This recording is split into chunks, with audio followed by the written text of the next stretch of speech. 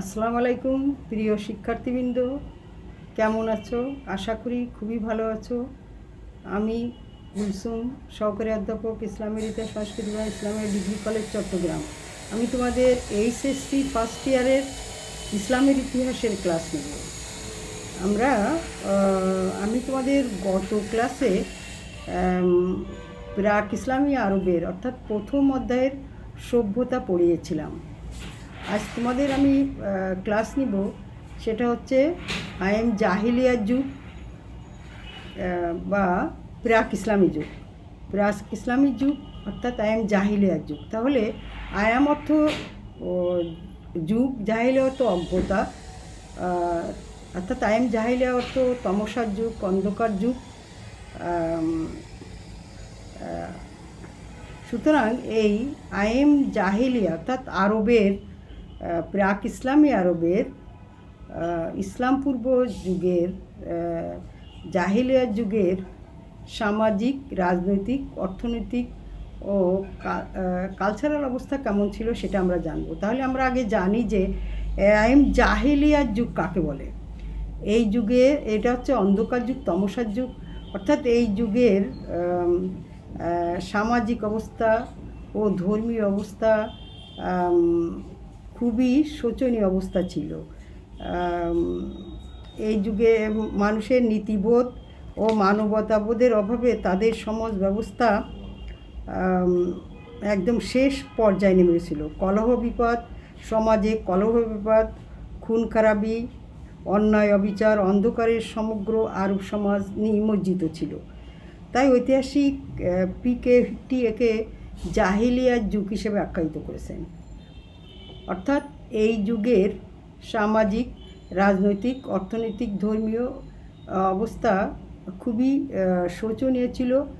কোনো ঐতিহাসিকরা বলছেন যে হযরত ঈসা আলাইহিস সালামের মৃত্যুর পরে অর্থাৎ মহানবীর আবির্ভাবের পূর্ব যুগকে বলা হচ্ছে জাহিলিয়ার যুগ, অর্থাৎ প্রাক ইসলামী যুগ। কোনো ঐতিহাসিকরা বলছেন যে 510 থেকে আরম্ভ করে 610 এই 1 শতাব্দী কালকেই জাহিলিয়ার যুগ, অজ্ঞতার যুগ ও তমসার যুগ বলা হয়। তাহলে আমরা বুঝলাম যে আরবের জাহিলিয়ার যুগে, প্রাক ইসলামী যুগের তাদের রাজনৈতিক অবস্থা, ধর্মীয় অবস্থা, অর্থনৈতিক এবং সামাজিক অবস্থা কিছুই ভালো অবস্থার মধ্যে ছিল না, তাই না? এই সমাজে আমরা জানি যে মরুবাসী বেদুইন জাতি ছিল, আর মক্কা মদিনার শহর অঞ্চলের শহরবাসীদের অবস্থা একটু ভালো ছিল। মরুভূমির অধিবাসীরা তারা কি করত? পশুচারণ করত, আবার লুপ্তরাজ করে পশুচারণ করে তাদের জীবিকা নির্বাহ করত।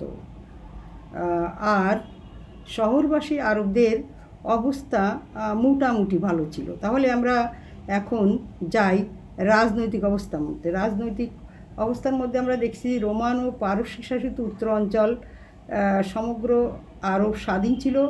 শহরবাসী আমাদের রাজনৈতিক অবস্থা তুলনামূলক কিছু ভালো থাকলেও মরুবাসীদের রাজনৈতিক অবস্থা নৈরাশ্যজনক ছিল। আরবে কোনো আইন কানুন ছিল না, কেন্দ্রীয় কোনো শাসন ব্যবস্থা ছিল না। তাই এদের আরববাসীরা শোচনীয় অবস্থার মধ্যে বসবাস করত। আরবে সহস্র গোত্রে আরবরা গোত্রে বিভক্ত ছিল, বিভিন্ন গোত্রে বিভক্ত ছিল। গোত্রের মধ্যে থেকে একজনকে গোত্রপতি বা শেখ নির্বাচিত করা হতো। অর্থাৎ তার শেখের সাহস, বুদ্ধি এবং আর্থিক অবস্থা, পদমর্যাদা বিবেচনা করে তাকে শেখ, গোত্রপতি বা শেখ নির্বাচিত করা হতো। শেখের কথা মতন এই গোত্রের জনগণ চলাফেরা করত। তাহলে গোত্র শাসন ছিল এবং গোত্রপতির উপাধি ছিল হচ্ছে শেখ। শেখের ইচ্ছা মতন তারা তাদের ইচ্ছা অনুযায়ী তারা তাদের কাজ সব কিছু চলাফেরা করতো। তাহলে একজন লোক তার গোত্রের জন্যে তার জীবনও বিসর্জন দিতে পারত, গোত্রের প্রতি তার আন্তরিকতা ছিল। তাহলে বিভিন্ন গোত্রের সাথে সবসময় এক গোত্রের সাথে আর এক গোত্রের সামান্য কারণবশত তারা গৃহযুদ্ধে লিপ্ত থাকত।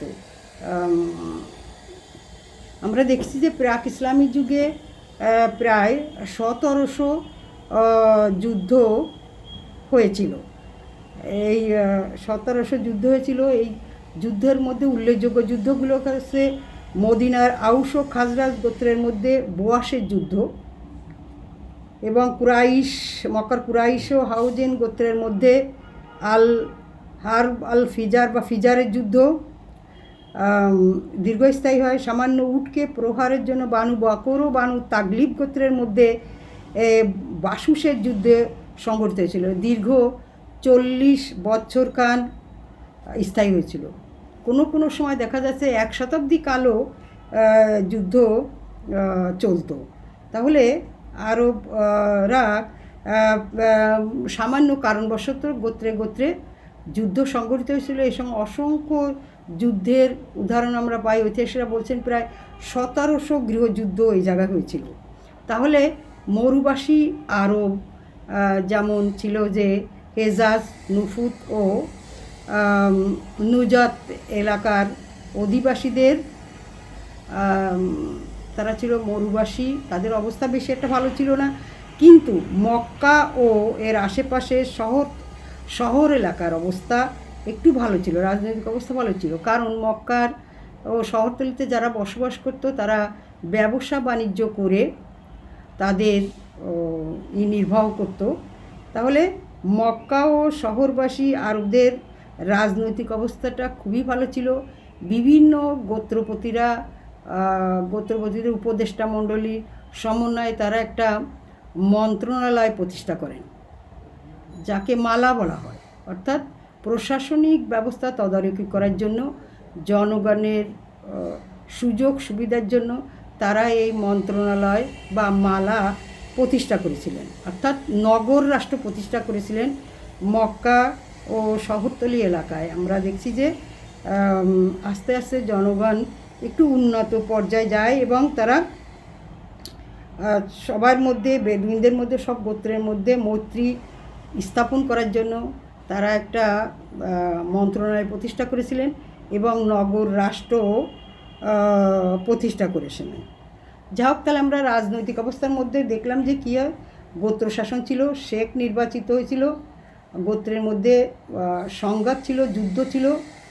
তারপরে এসে মক্কা ও শহরতলিতে এসে আমরা দেখলাম যে এই জায়গায় তারা মন্ত্রণালয় প্রতিষ্ঠা করলেন এবং নগর রাষ্ট্র প্রতিষ্ঠা করেছিলেন। যা হোক, আমরা এখন দেখব যে প্রাক ইসলামীদের ধর্মীয় অবস্থাটা ছিল খুবই শোচনীয়। এই ধর্মের এই জায়গায় 5টা ধর্ম বিশ্বাসের লোক এসে বসবাস করত। একটা হচ্ছে ইহুদি আর খ্রিস্টান, পৌত্তলিক জড় পূজা বা যারা প্রকৃতি পূজা করত, বড় বড় গাছ, বৃক্ষ, পাথরকে তারা পূজা করত। আর একটা হচ্ছে মূর্তি উপাসক, তারা মূর্তি বানাতো এবং তার পূজা করত, বিভিন্ন দেবদেবীর পূজা করত, তাই না? তাহলে আর এক ধর্মীয় অবস্থার মধ্যে আর একটা সম্প্রদায় দেখেছিলাম যে হানাফি সম্প্রদায়। হানাফি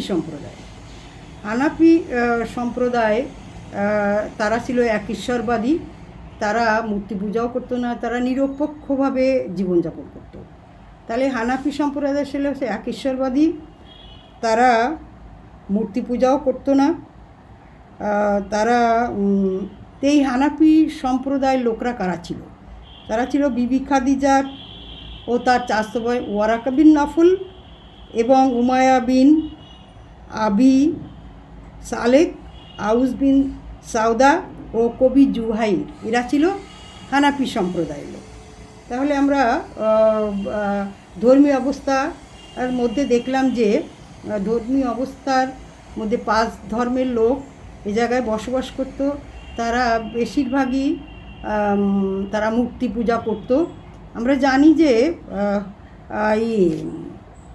কাবা ঘরে 360টি দেবদেবীর মূর্তি ছিল, 360টির দেবদেবীর মূর্তি ছিল। তার মধ্যে হজরত ইব্রাহিম আলাইসাল্লাম, তারপরে ঈসা আলাইসাল্লাম এবং মাতা মরিয়ামের এই মূর্তিগুলোকেও এই জায়গায় ছিল।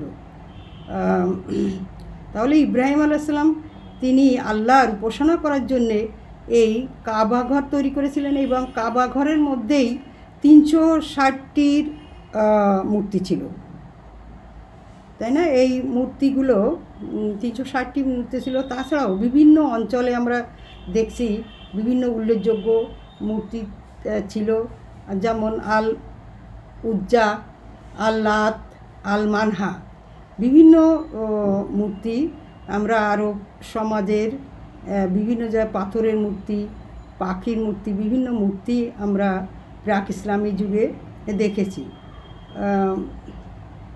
সুতরাং তারা বেশিরভাগ মূর্তি পূজাই করত। তাহলে হজরত ইব্রাহিম আলাইসাল্লাম, হজরত ইসমাইল আলাইসাল্লাম, আরবদের অর্থনৈতিক অবস্থাটাও খুবই শোচনীয় ছিল। আমরা জানি যে মরুভূমি বেদুইনরা তারা লুপ্তরাজ করত, পশুচারণ করত, করে তাদের জীবিকা নির্বাহ করত। আর তাহলে গরিব কৃষিজীবী যাযাবর ছিল। আর এক ছিল যে কারিগর শ্রেণী ছিল, কারিগর যারা মূর্তি পূজা করত, মূর্তি বানাতো, এদের কিন্তু অবস্থা একটু ভালো ছিল, মূর্তি তৈরি করে তারা কিছু উপার্জন করত। আর এক শ্রেণী ছিল হচ্ছে যে তারা ব্যবসা বাণিজ্য করত। মক্কা, মদিনা, সিরিয়া, মিশর বিভিন্ন অঞ্চলের সাথে ভূমধ্যসাগরীয়, আমরা জানি যে আরব মরুভূমির দেশ এবং তার 3 দিকে জল, একদিকে স্থল, অর্থাৎ বিভিন্ন ভূমধ্যসাগরের বিভিন্ন অঞ্চলের সাথে এই আরবরা ব্যবসা বাণিজ্য করত। ব্যবসা বাণিজ্য করে তাদের অবস্থা একটু ভালো ছিল। তাহলে ব্যবসা বাণিজ্য করত। আর বেদুইনরা কী করতো?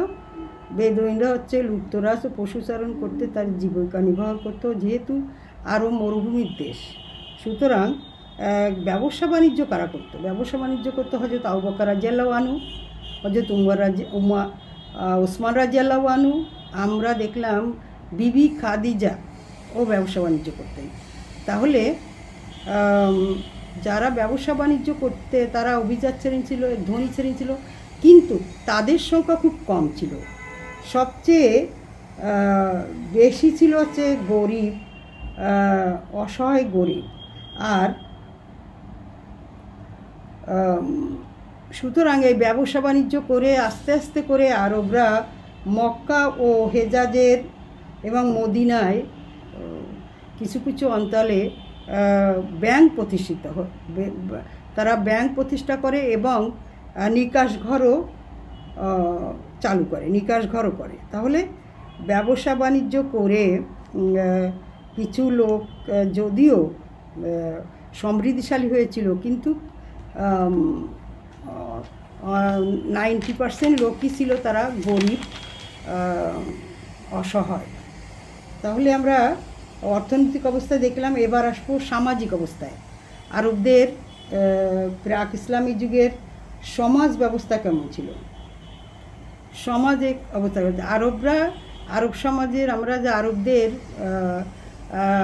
দোষ ছিল, কিন্তু কিছু গুণও ছিল। তারা অতিথিপরায়ণ ছিল, স্বাধীনচেতা ছিল, গোত্রের জন্য তাদের জীবন দিয়েও ফেলতে পারত। সুতরাং অতিথিপরায়ণ, তারপরে তাদের কিছু গুণও ছিল। তারা কবিতা আবৃত্তি করত, সাহিত্য চর্চা করত। তাহলে তাদের দোষের চেয়ে দোষও ছিল, গুণও ছিল। তাহলে আমরা সামাজিক অবস্থার মধ্যে আমরা দেখলাম যে সমাজে নারীদের অবস্থা খুবই শোচনীয় ছিল। সমাজে নারীদের অবস্থা খুবই শোচনীয় ছিল। কেন শোচনীয় ছিল? আরব মরুভূমির দেশ, তারপরে একজন পুরুষ একাধিক বিবাহ করতে পারতেন। তাহলে দরিদ্র কষাঘাতে এবং লজ্জা জন্যে তার পিতা তার শিশু কন্যা জন্মগ্রহণ করার সাথে সাথে তাকে জীবন্ত কবর দিত। আবার কোনো কোনো সময় ঘোড়ার লেজের পিঠে উঠেও ঘোড়ার টেনেও তাদের জীবন করা হতো। তাহলে দরিদ্রতার জন্যে এবং লজ্জা, এই কুসংস্কার আর ভালোভাবে বাঁচার চেয়ে মরে যাওয়াই ভালো, তাই পিতা তার শিশু সন্তানকে, কন্যা সন্তানকে জীবন্ত কবর দিত। তাহলে নারীদের অবস্থা খুবই শোচনীয় ছিল। কুরআন শরীফে আল্লাহ তাআলা বলেছেন, তোমরা তোমার এবং তোমাদের জীবিকা আমি নির্বাহ করি, সুতরাং এদেরকে জীবন্ত কবর দেওয়া পাপ। সুতরাং আমরা দেখছি যে মহানবী সাল্লাল্লাহু আলাইহি ওয়াসাল্লামের আবির্ভাবের পরে মহানবী সাল্লাল্লাহু আলাইহি ওয়াসাল্লামও এই নারীদের সমান অধিকার ও মর্যাদা দিয়েছিলেন। তাহলে প্রাক ইসলামী যুগে নারীদের কোনো সামাজিক মর্যাদা ছিল না, তারা ভোগের সামগ্রী ছিল। শুধু আরবে না, সমস্ত বিশ্বেই নারীদের অবস্থা খুবই শোচনীয় ছিল, খুবই শোচনীয় ছিল নারীদের অবস্থা। তারপরে আর একটা ছিল দাস দাসীদের অবস্থা। আমরা জানি যে যারা ধনী শ্রেণী ছিল তারা সুদের ব্যবসা করত, যেমন বিশেষ করে ইহুদিরা সুদের ব্যবসা করত। সুদ গ্রহীতা যে সুদ নিতেন, সে যদি ঠিক মতন তার এই টাকা পরিশোধ না করতে পারতেন, তাহলে তার স্ত্রী পুত্র, তার সংসারের সমস্ত জিনিস তার অধীনে চলে আসতেন এবং তার স্ত্রী পুত্র কন্যাকে সে দাস দাসী হিসেবে বিক্রি করে দিত। যে দাস দাসী ক্রয় করত, সেই প্রভু তাদেরকে প্রচুর অত্যাচার করত, সামান্য কারণবশত তাকে অত্যাচার করত, অনেক সময় তাকে মেরেও ফেলত। তাহলে দাস দাসীর অবস্থাও কিন্তু খুবই শোচনীয় ছিল। তাহলে কুসংস্কার, তারপরে নৈতিক অধপতন প্রাক ইসলামিক যুগের নিত্য নৈমিত্তিক ব্যাপার ছিল। যেমন ঐতিহাসিক খুদা বক্স বলেছেন যে আরবরা নারী, যুদ্ধ এবং সুরা নিয়ে মত্ত থাকত, তাদের কোনো জ্ঞান ছিল না, তারা ছিল অজ্ঞতা। তাহলে এই কুসংস্কারে অধপতিত সমাজের যারা ভুক্তভোগী ছিল তারা হচ্ছে নারী এবং দাস দাসীরা, গরিব শ্রেণী। অর্থাৎ এই শ্রেণীর যুগেও কিছু লোক ব্যবসা বাণিজ্য করে সম্ভ্রান্ত পরিবারও ছিল, যেমন বিবি খাদিজা আবু জেহেলের মাতা। তারা খুব সম্ভ্রান্ত মহিলা ছিলেন, তারা সমাজে মান মর্যাদা নিয়ে বেঁচে থাকতেন। আমরা জানি যে বিবি খাদিজা ছিলেন একজন ব্যবসায়ী, সুন্দরী ব্যবসায়ী এবং একজন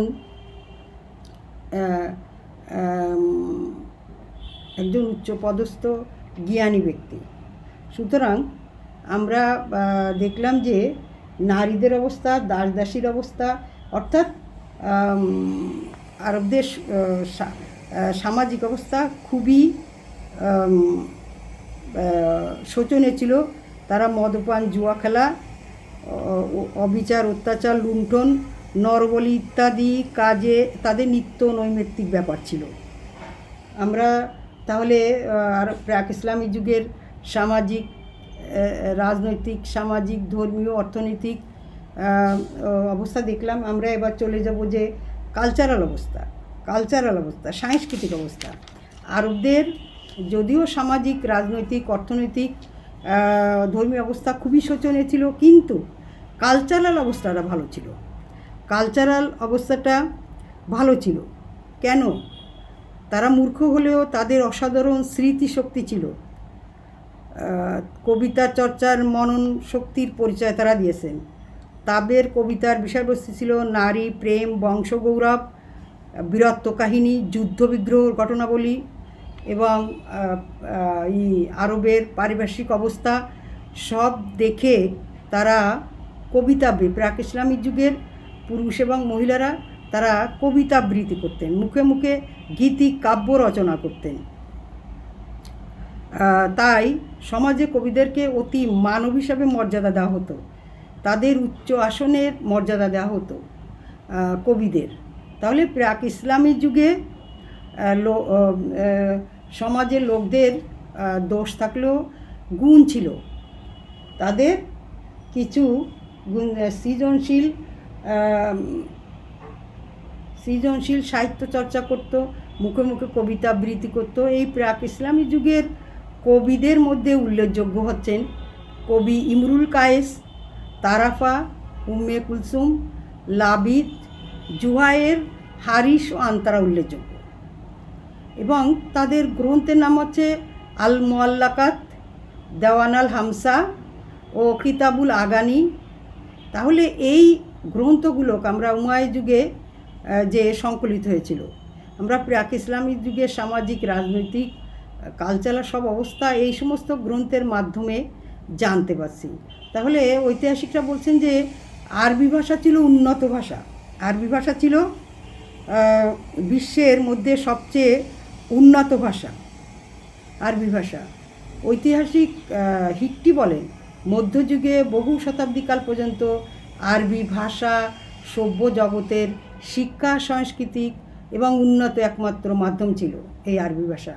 যা হোক, এই সাংস্কৃতিক অবস্থার মধ্যে আমরা দেখলাম যে এই যে কবিরা কবিতা আবৃত্তি করত এবং আরবরা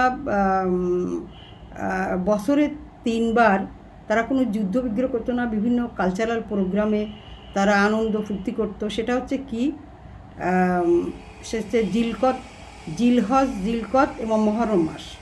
তাহলে এই মাসে তারা কাবার থেকে একটু দূরে ওয়াকাজের মেলা করত। বছরে তারা একবার ওয়াকাজের মেলা করতো। এই মেলায় সাহিত্য চর্চা হতো, কবিতা আবৃত্তি হতো, তারপরে বিভিন্ন প্রতিযোগিতামূলক অনুষ্ঠান, ঘোড়দৌড় প্রতিযোগিতা, বিভিন্ন পণ্যদ্রব্য এই মেলায় আসতো। তাহলে ওয়াকাজের মেলা হচ্ছে সবচেয়ে বিখ্যাত মেলা। এই মেলায় দেশ বিদেশ, শুধু আরবে না, আরবের বাইরের থেকেও কবিরা এসে এই ওয়াকাজের মেলায়, এই সাহিত্য পরিষদে তারা কবিতা আবৃত্তি করতো, এই প্রতিযোগিতায় কবিতা আবৃত্তি করতো। এবং তাদের কবিতা, যাদের কবিতা সবচেয়ে 1 নম্বর 2 নম্বর এভাবে 7 জনের কবিতা, 7 জনকে পুরস্কৃত করা হয়েছিল। তার ওয়াকাজের মেলায় যে কবি গীতিকাব্য রচনা করতেন, কবিতা আবৃত্তি করতেন, তাদের মধ্যে থেকে বাছাই করে 7 জনকে পুরস্কৃত করা হয়। এই 7 জনের কবিতার গুচ্ছকে বলা হচ্ছে সাবা মুআল্লাকাত, সপ্তম ঝুলন্ত কবিতা। আবার কোনো ঐতিহাসিকরা বলছেন প্রতি বছর একজনকে কবিকে রাখা হতো, 1 নম্বর কবিকে রাখা হতো। এবং এইভাবে 7 জনের কবিতা 7 বছর পর্যন্ত এই 7 জনের কবিতা সোনালি অক্ষরে, হরফে লিখে তাদের পুরস্কৃত করা হতো। সোনালি অক্ষরে লিখে কাবা ঘরের দেওয়ালে ঝুলিয়ে রাখা হতো। এই কবিতার গুচ্ছকে বলা হচ্ছে সাবা মুআল্লাকাত বা সপ্তম ঝুলন্ত কবিতা। তাহলে আমরা দেখছি যে আরবরা কালচারের দিক থেকে অনেক উন্নত ছিল, তারা ছিল স্মৃতিশক্তি সম্পন্ন। আমরা জানি যে মহানবী সাল্লাল্লাহু আলাইহি ওয়াসাল্লাম এই যে গোটা একটা কোরআন শরীফ মুখস্থ করেছে, স্মৃতিশক্তি সম্পন্ন। আরবদের এত স্মৃতিশক্তি সম্পন্ন ছিল, তারা যুদ্ধবিদ্যায়, কবিতা আবৃত্তিতে সব দিক থেকেই পারদর্শী ছিল আরবরা। তাহলে প্রাক ইসলামী যুগের সেই ওয়াকাজের মেলায় আমরা দেখলাম যে সাবা মুআল্লাকাত, সপ্তম ঝুলন্ত কবিতা কাবাঘরের দেওয়ালে ঝুলে গেছে। এই কবিদেরকে পুরস্কৃত করা হয়েছিল, তাদের অতি মানব হিসেবে অভিহিত করা হয়েছিল, তাদের মর্যাদা অনেক উঁচু ছিল। যা হোক, তাহলে আমরা রাজনৈতিক, সামাজিক, অর্থনৈতিক এবং ধর্মীয় অবস্থা, কালচারাল অবস্থা সম্পর্কে জানলাম। কেমন এই যা হোক, প্রাক ইসলামী যুগ গোটা বিশ্বের আরববাসীদের জীবনধারা, রীতিনীতি, বিশেষ করে ধর্মীয় ধ্যান ধারণা, পাপ ও কুসংস্কারে নিমজ্জিত ছিল। অনাচার, অবিচার, অন্যায়, অত্যাচার সমগ্র আরব ডুবে গিয়েছিল। মহান আল্লাহ পাক হজরত ইব্রাহিম আলাইসাল্লাম, মুসা, ঈসা আলাইসাল্লাম, আরও অনেক নবী এই মানুষকে হেদায়েতের জন্যে পাঠিয়েছেন।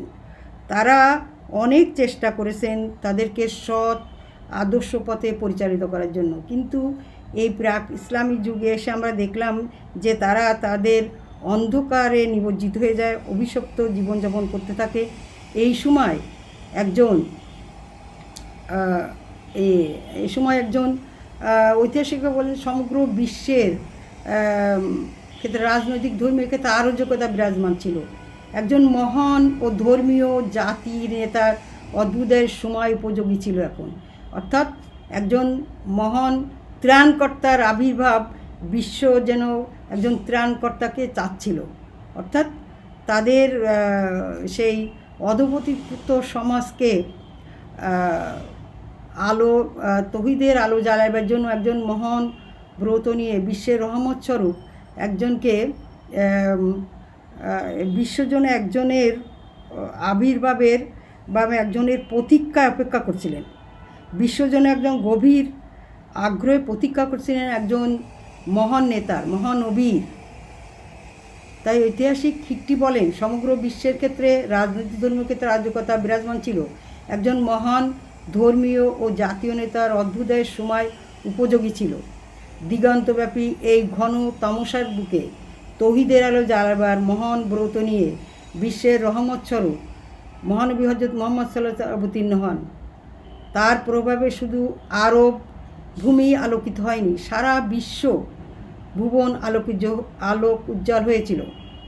তাহলে আমরা দেখছি যে শুধু আরব ভূমি নয়, আলোকিত হয়েছিল সারা বিশ্বভুবন আলোক উজ্জ্বল হয়ে গেছিল। ঐতিহাসিক বার্নাসা বলেছেন মহানবী সাল্লাল্লাহু আলাইহি ওয়াসাল্লামকে যদি সমস্ত বিশ্বের নায়ক করা হয়েছিল, সমগ্র বিশ্বের দায়িত্ব দেওয়া হতো, তাহলে এই বিশ্বটা সুষ্ঠু ও সুন্দরভাবে পরিচালিত হয়েছিল। আমরা জানি যে শুধু আরবে না, বিশ্বের কোনো জায়গায় সামাজিক, রাজনৈতিক, অর্থনৈতিক, ধর্মীয় অবস্থা খুবই শোচনীয় ছিল। সুতরাং মহানবী সাল্লাল্লাহু আলাইহি ওয়াসাল্লামের আবির্ভাবের পরপরই আমরা জানি যে নারীরা তাদের মর্যাদা ও তাদের মর্যাদা ফিরে পায়। আরও যারা অসহায় ছিল, দাসদাসী ছিল, তারাও তাদের অবস্থা আবার ফিরে পেয়েছিল।